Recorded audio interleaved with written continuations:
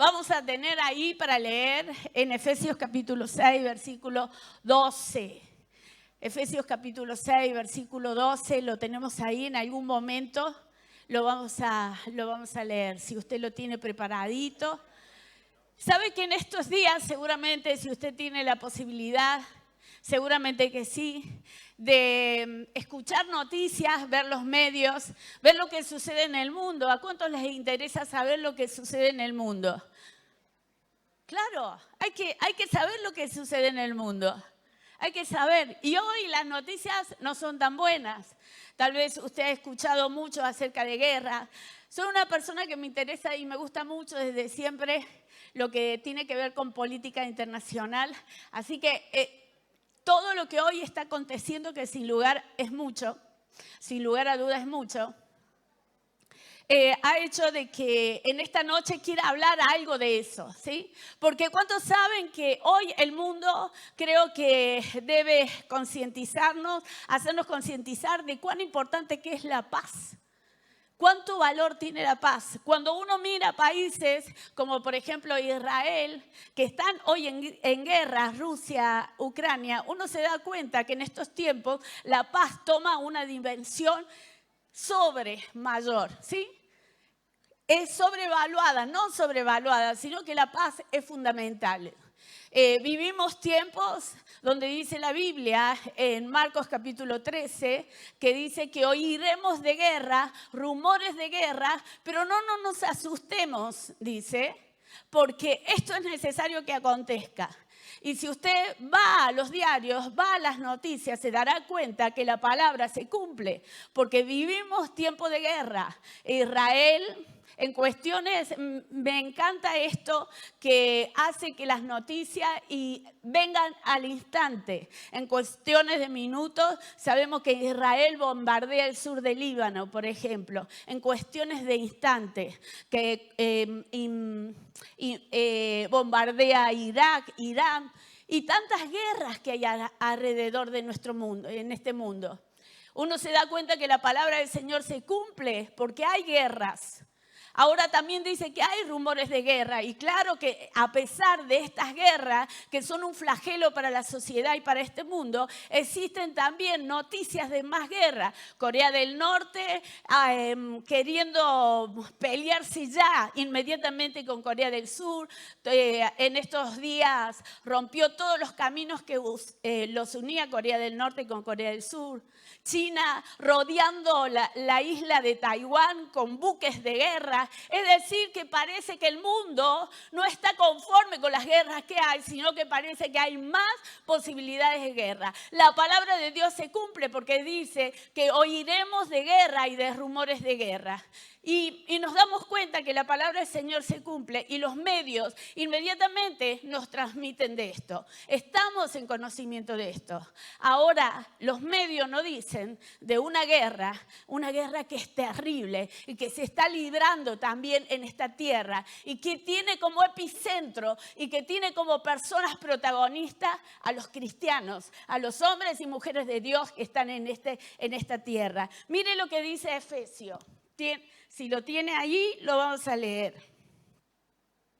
En Efesios capítulo 6 dice, versículo 12, porque no tenemos lucha contra carne y sangre, sino contra principados, contra potestades, contra los gobernadores de las tinieblas de este siglo, contra huestes espirituales de maldad en las regiones celestiales. Por tanto, tomad toda la armadura de Dios para que podáis resistir en el día malo, habiendo acabado todo esto, y estad firme. Es decir, que la Biblia nos habla de una guerra que se está desarrollando aquí en la tierra y que los medios no están hablando. Pero esta guerra es tan real como la de Rusia con Ucrania, como la de Israel con el Líbano, Irán e Irak y Palestina. Esta guerra de la cual los medios nos hablan, pero la Biblia sí habla, es una guerra donde tenemos un enemigo y ese enemigo es el enemigo de nuestra alma.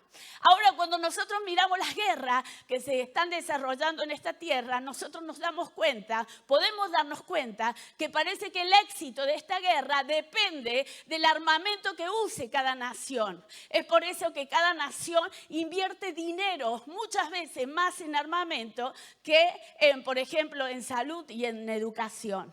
Parece que las naciones que tienen mejor y sofisticado armamento son las naciones que triunfan. Ahora, si Dios nos revela a través de la Biblia que estamos en una guerra, ¿sabe lo particular? Es que Dios también nos ha dado armas y como cristianos debemos usar estas armas. Mire, cuando yo era pequeña, tenía 8, 9, 10 años aproximadamente, yo sabía usar un arma. Era una arma mortal. Yo recuerdo que eran aproximadamente las 3, 4 de la tarde. Yo simulaba de que dormía la siesta. Esperaba que mis padres se durmieran. Y cuando mis padres estaban dormidos, me levantaba de la cama por el fondo, salía por el pasillo, me iba al frente de mi casa, sacaba una rama de paraíso, le sacaba las hojas y me iba al campo de batalla. ¿Sabe qué hacía, no? ¿Se imaginan? Matábamos mariposas. ¿Vieron que ya casi no hay mariposas? Creo que las maté todas. Porque no hay. Creo que las próximas generaciones les vamos a tener que mostrar por dibujitos las mariposas porque ya no hay. Igual los bichitos de luz. ¿Se acuerdan los bichitos esos que tenían luz? Sí, también. Entonces yo me metí en el campo de batalla, pero yo simulaba que tenía un armamento y que me habían enviado a matar mariposas. Las ponía en un frasco y cuando venían mis primos, que eran muchos a mi casa, se las mostraba como si fuera una medalla. Porque no era lo mismo que matar una lechera, que era la blanca, ¿sí? ¿Se acuerdan de la lechera? Que matar un pabellón. Así que teníamos unos frascos inmensos. Era tétrico ver eso, horrible. Pero qué lindo era mostrárselo a mis primos. Pero recuerdo, esa era mi arma mortal. Sin lugar a dudas, yo no ponía en peligro la paz del mundo con eso. Pero recuerdo que la primera vez que vi un arma, debo haber tenido unos 11 años, a mi madre se le ocurrió que quería que fuéramos a visitar unos parientes de ella. Era en recreo y a conocer unos primos que no los conocíamos. Así que llegamos a recreo, a la casa de mis tías con mis primos, y mis tías con mi mamá se fueron y se juntaron en un lugar a conversar, a hablar de todas las cosas que hacía mucho que no se veía. Y nosotros conocer nuestros primos, nos fuimos a la cocina. Y cuando entramos a la cocina, yo veo que al costado de la pared de la puerta de la cocina había un arma. Y yo dije, wow, le dije a mi hermano, Oscar, mira lo que hay ahí. Y mi hermano dice, wow, ¿de quién será esto? ¿Serán guerreros acá? No sé, si pensábamos cualquier cosa. En eso, mi hermano no se le ocurre mejor idea, y gracias a Dios que no se me ocurrió a mí, agarra el arma y nos dice a todos los primos, alto las manos. Y cuando dice alto las manos, era pesada, era una escopeta creo, hizo pum y cayó, salió una bala. Me dieron un palizón. A mi hermano y a mí nos dieron un palizón. No sabe que mis tíos tenían un bar y la gente de recreo venía a conocer los cordobeses que casi habían querido matar a los primos. La primera vez que tuve experiencia con un arma, la primera vez, yo no sé si usted ha tenido la posibilidad de manejar, de tener en sus manos un arma. Pero le voy a contar la historia de un muchachito que podríamos decir hasta despreciado era por su familia.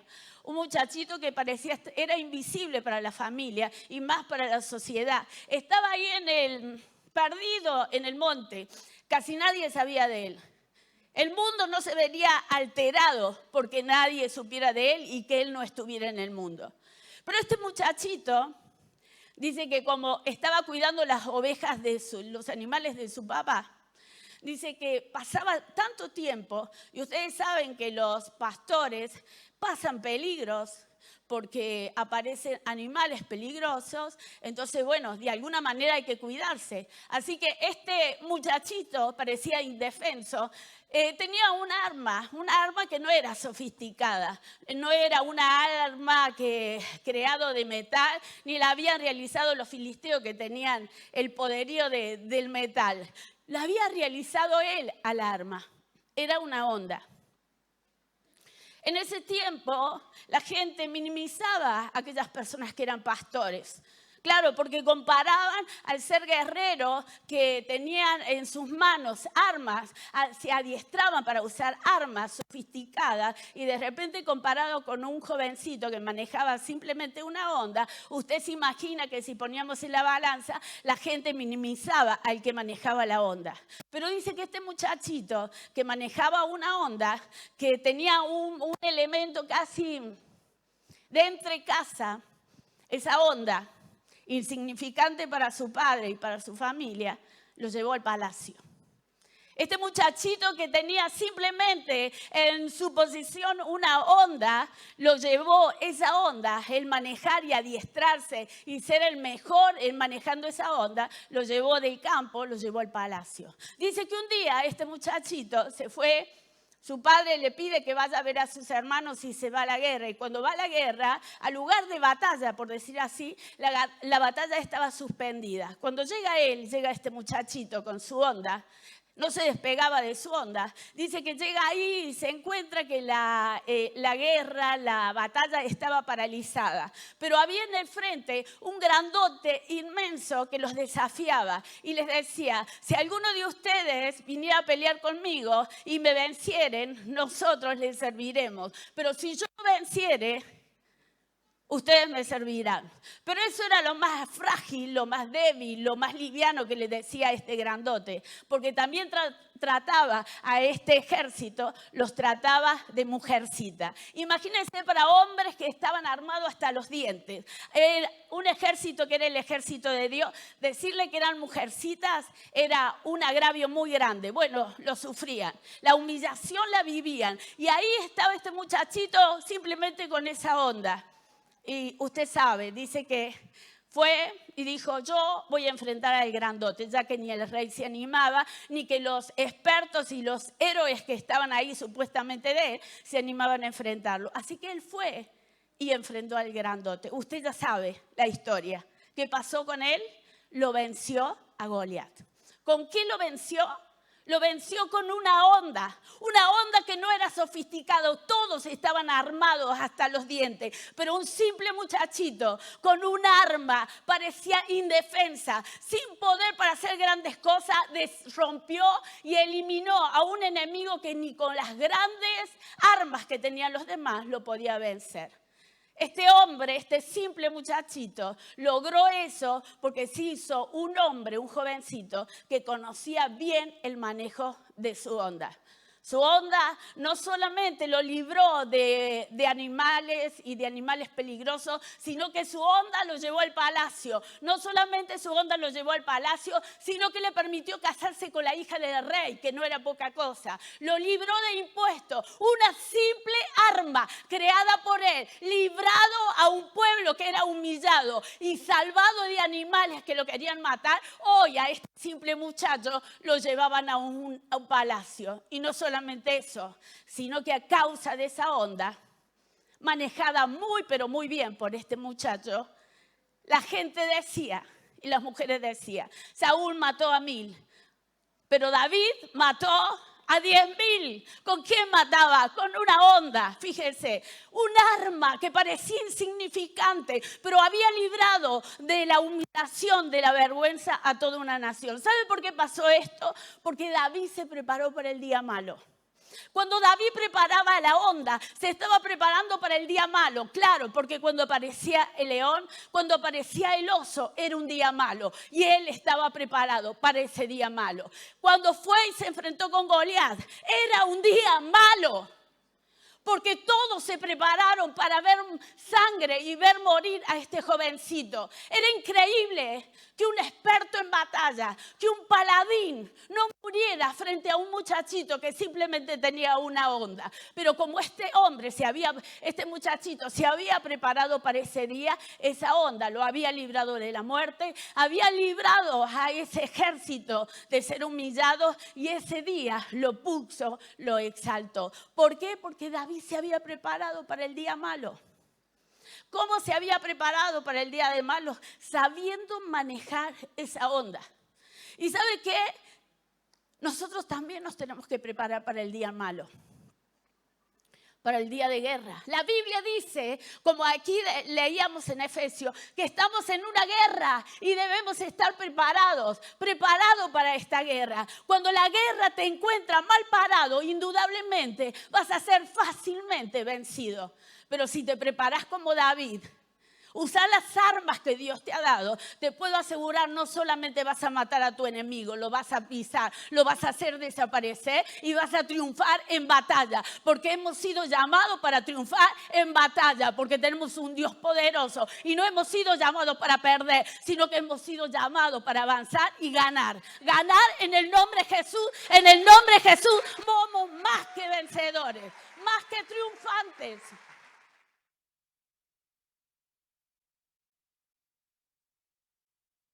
Ahora, ¿con qué lo hizo? Con un arma. Un arma que no era una simple arma. Pero él lo hizo con eso. ¿Sabe que en esta batalla que tenemos, en esta lucha que tenemos que usar las armas que Dios nos ha dado? Y yo en esta noche quiero hablar solamente de una. Porque gran parte de lo que hemos logrado, gran parte de lo que tenemos ha sido gracias a usar esa arma que Dios nos ha dado. Él nos ha permitido que a través de esas armas podamos lograr y alcanzar cosas. Mire, una noche me escribe una persona, una mujer, y me dice que necesitaba hablar conmigo. Yo la conocía a ella. Nunca me solicitó nada, pero ese día yo le escuché que no estaba bien. Así que le dije que bueno, que podíamos hablar. Me dijo, mañana, ¿puede ser? Sí, por favor, sí, vamos a hablar. Así que nos reunimos, me encontré con ella. Me encontré con una mujer que yo no conocía. Siempre la había visto maquillada, cambiada y perfumada. Ese día la vi devastada. Entonces cuando nos sentamos le dije, ¿qué te pasa? Y ella me dijo, lo que me pasa, pastora, es que me siento perdida. ¿Por qué? Porque anoche, pastora, después que yo le llamé a usted, antes que yo le llamara a usted, me dijo, mi hija me acaba de decir, mamá, me gustan las mujeres y en esta semana te voy a presentar a mi novia. Quiero que sepas que amo a una mujer y que, bueno, me gustan las mujeres. Y sabe, pastora, que en ese momento se sentí perdida, me siento perdida, no sé para dónde ir, no sé para dónde arrancar. Así que quiero que usted me diga qué tengo que hacer, porque siento en realidad que quiero morirme. Y recuerdo, conversamos varias cosas, varios momentos, pero recuerdo una sola cosa, que es la que quiero rescatar en esta noche, porque es lo que le quedó a ella. Y le dije, ¿sabes una cosa? Primero, estás en batalla, estás en guerra. ¿Vas a abandonar la guerra? ¿Vas a luchar por tu hija? ¿O vas a ceder la batalla al enemigo? Y me dijo, voy a luchar por mi hija. Pasó el tiempo. Un día la vi y le dije, ¿cómo estás? Y me dijo, igual, pastora. Después la vi otro día y me dijo, la eché de mi casa. Después otro día la vi y me dijo, pastora, tengo una gran noticia. ¿Cuál es la noticia? Y dice, ¿sabe que no, mi hija me dijo que era una equivocación, que era un error, que se había juntado con malas amistades y que se había perdido, que era mentira, era una mentira que se le instaló en la cabeza y que me quedara tranquilo? Y sabe, pastora, que hace unos días comenzó a ir a la iglesia. Gloria a Dios, nos alegramos, pero sabe que en esa alegría quiere aplaudir al Señor, hágalo, porque es para aplaudir al Señor.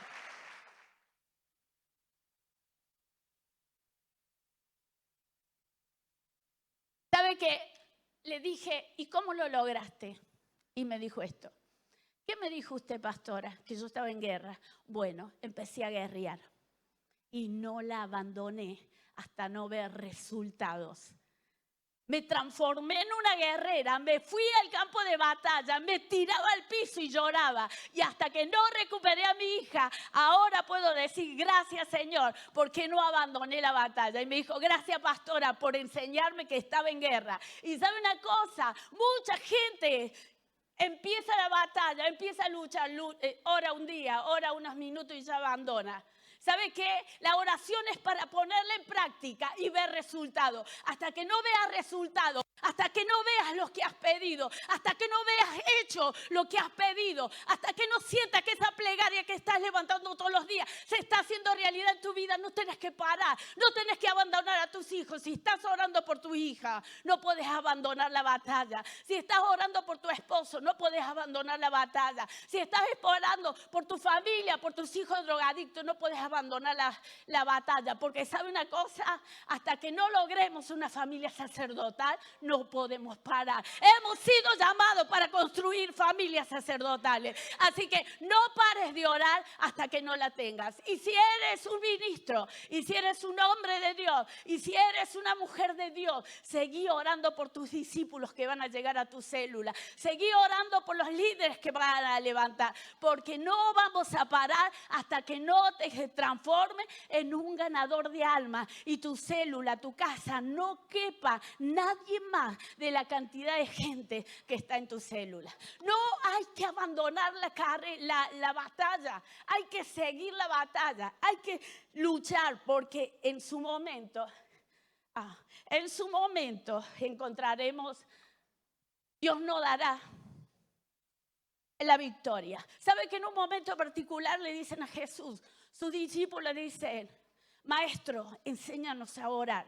Es increíble, habían pasado tanto tiempo con Jesús, habían visto cómo Jesús transformó las aguas en vino, cómo había dado de comer a miles, a multitudes, cómo le había dado la luz a los que estaban ciegos, cómo a los que estaban paralíticos, inmóviles, decía que se pararan y caminaran. Y habían visto todo eso, y pese a ver todo eso, le decían, Señor, enséñanos a orar. Podrían haber dicho, Señor, ¿cómo hacer que el agua se transforme en vino? Haríamos un gran negocio, ¿verdad? Pero no dijeron eso. No dijeron, Señor, ¿cómo hacer señales? Señor, ¿cómo libertar a los demonios? Dijeron, maestro, enséñanos a orar. ¿Sabe por qué?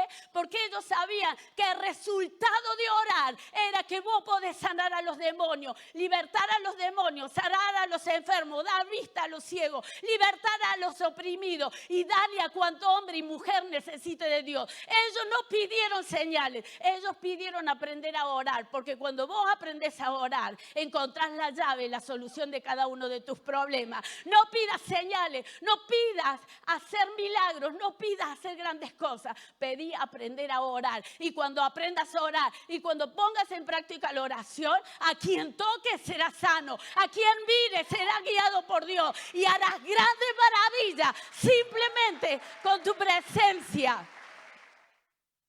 Ahora, me apuro por el tiempo. ¿Voy bien? No, bien.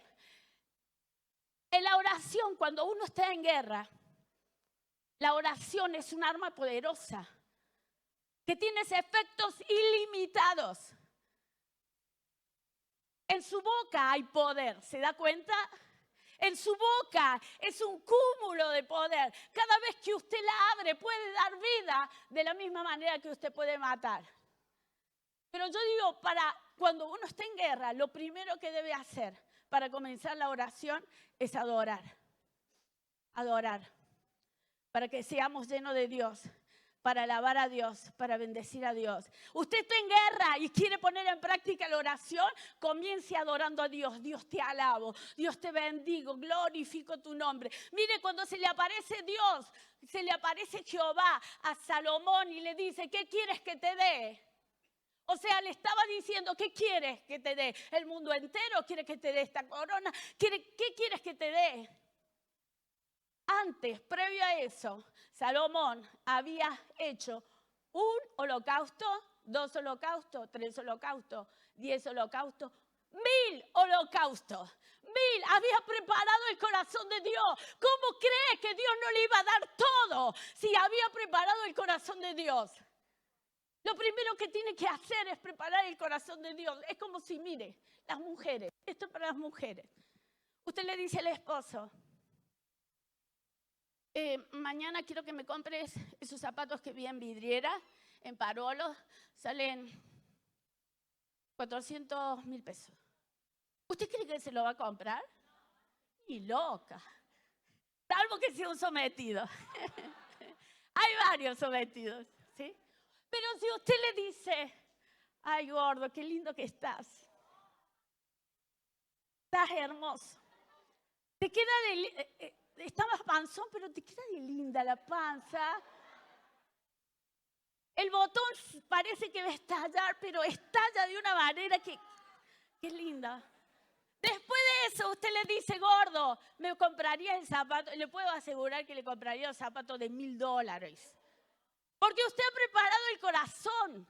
Y con Dios pasa lo mismo. Hay que preparar el corazón. Hay que alabarlo. Hay que adorarlo. ¿Sabe qué dice? Mire, cuando Saúl va a la guerra, cada vez que Saúl tenía que ir a la guerra, Dios le dice, antes de ir a la guerra, si quieres triunfar, tendrás que hacer un holocausto. Tendrás que alabar a Dios, bendecir a Dios, hacer que Dios caiga sobre ese lugar para que tengas victoria. Y para que el pueblo de Dios, para que este ejército de Dios sea triunfante. Y sabe que Saúl lo entendió, pero pasó un día que estuvo de guerra, preparó todo para el holocausto. Tenía que venir el hombre de Dios, el profeta. Y parece que el profeta se le atrasó el reloj, no venía. Y Saúl se empezó a poner nervioso y dijo, bueno, vamos a echar cartas en el asunto y vamos a hacerlo. Entonces dice que Saúl hizo el holocausto él. ¿Qué cree? ¿Cómo salió esa victoria? No, nunca fue victoria, fue una gran pérdida. Dios no quería, Dios quería que cuando fuera a luchar, hiciera un holocausto, hiciera una adoración, una presencia a Dios para luego entrar en batalla y poder triunfar. Él no hizo caso. Quien debía hacer ese holocausto era un hombre de Dios. ¿Cómo Dios iba a aceptar las manos manchadas por sangre en adoración a Dios? Dios no quería que este hombre que iba a manchar sus manos y su cuerpo con sangre entregara una adoración a Dios. ¿Y sabe qué pasó? Perdió la guerra. Por eso es tan importante adorar de la manera que Dios quiere. Adorar como Dios necesita que le adoremos. O sea, usted está en guerra, usted está en el centro de batalla, usted prepare oración, pero lo primero que haga, adore a Dios. Y después, acá viene lo lindo, empiece a pedir. Pida, pida. Pida mucho, pida abundante, pida todo lo que necesita, pida todo lo que quiera, pida todo lo que sueña, pida todo lo que desea, porque dice la Biblia que al que pide se le dará. Mire, dice que había un profeta que pasaba cada tanto por un lugar y le dice la mujer a su esposo, me gustaría que cada vez que venga el profeta, en vez de pasar rápidamente, se quedara en casa. Pero indudablemente no se puede quedar porque no tenemos espacio. Así que me gustaría que pudiéramos hacer una habitación, ahí ponerle una cama, una mesa, una silla y luz.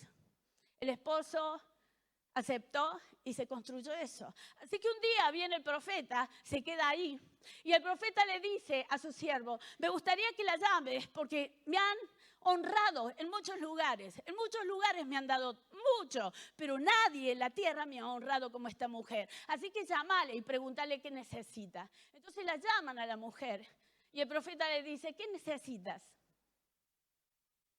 Todo lo que me pidas te puedo dar. Lo que necesites te lo puedo dar. De lo imaginable a lo no imaginable me lo puedes pedir. Y la mujer le dice, no quiero nada.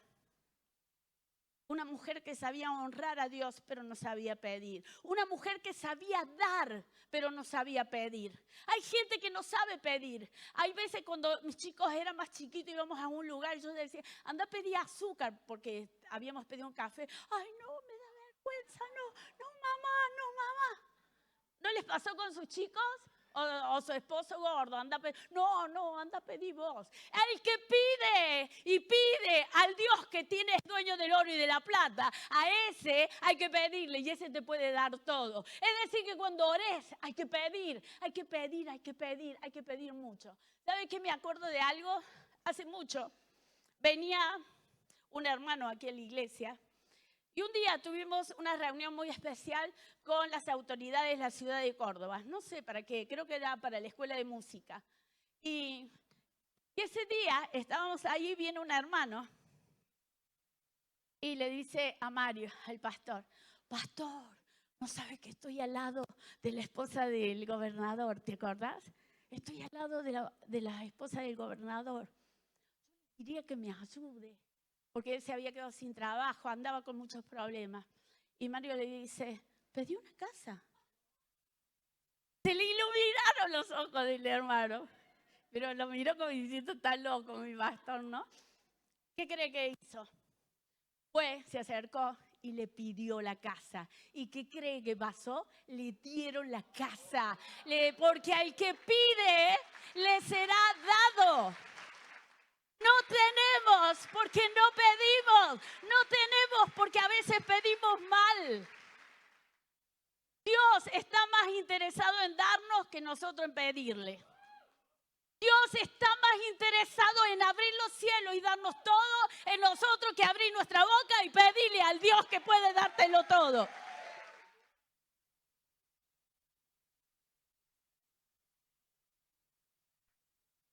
Y dice que una vez, y esta historia me conmueve, va un profeta a un lugar donde la realidad es muy difícil, había hambre.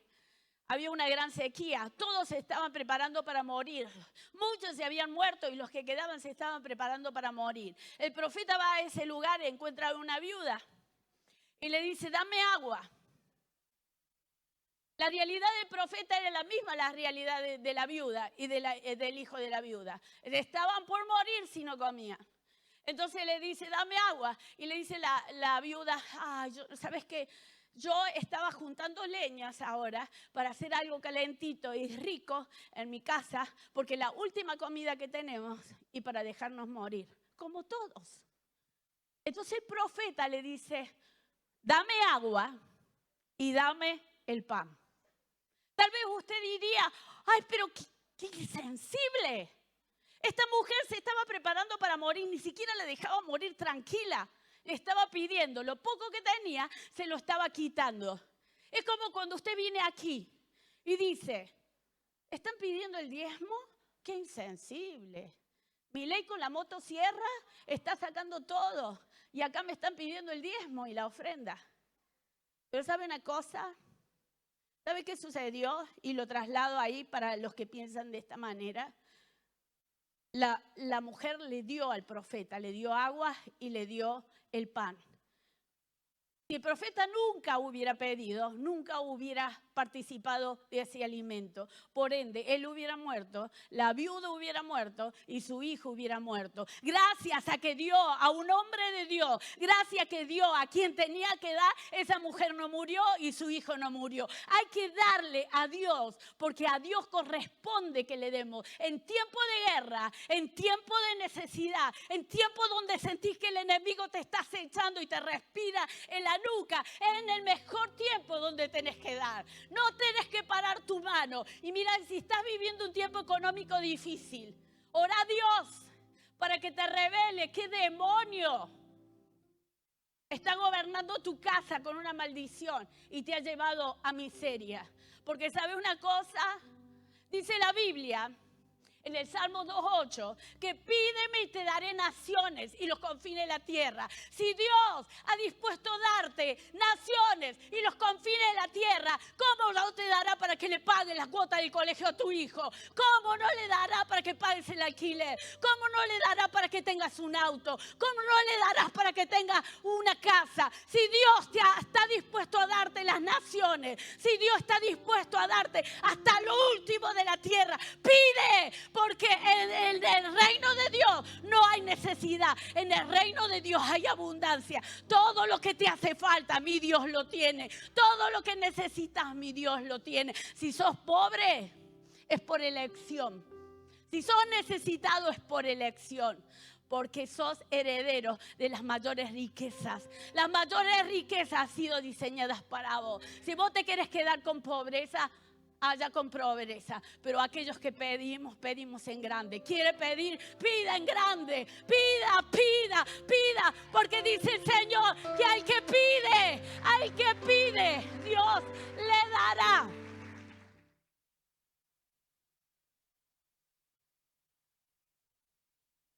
Y ya termino con esto. Cuando uno ora, desata milagros. Desata milagros.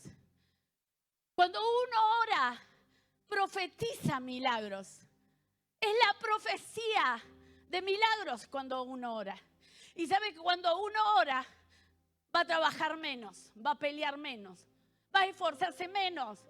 Porque la oración hace que usted descanse en Dios y no tenga que trabajar ni esforzarse tanto. Y a veces elegimos trabajar más, cansarnos tanto, en vez de orar menos. Oremos más para que no nos tengamos que esforzar tanto. La oración te abre caminos donde te encontrarás todo lo que te hace falta. Estás en guerra, ora al Señor. Es un arma poderosa. Estás en el campo de batalla, en el ojo de la tormenta, ora a Dios. Porque el diablo todos los días está dispuesto a cada minuto y a cada segundo de hacerte caer. Pero si pones en práctica la oración, lo pisarás al diablo, lo pondrás bajo tus pies, lo pondrás debajo, lo pisotearás. Y ¿sabes una cosa? Buscarás a tus enemigos y tus enemigos no los encontrarás. Porque la oración es poderosa. Necesitamos levantarnos en oración. Necesitamos levantarnos en oración. ¿Quiere aplaudir al Señor? Aplaude al Señor.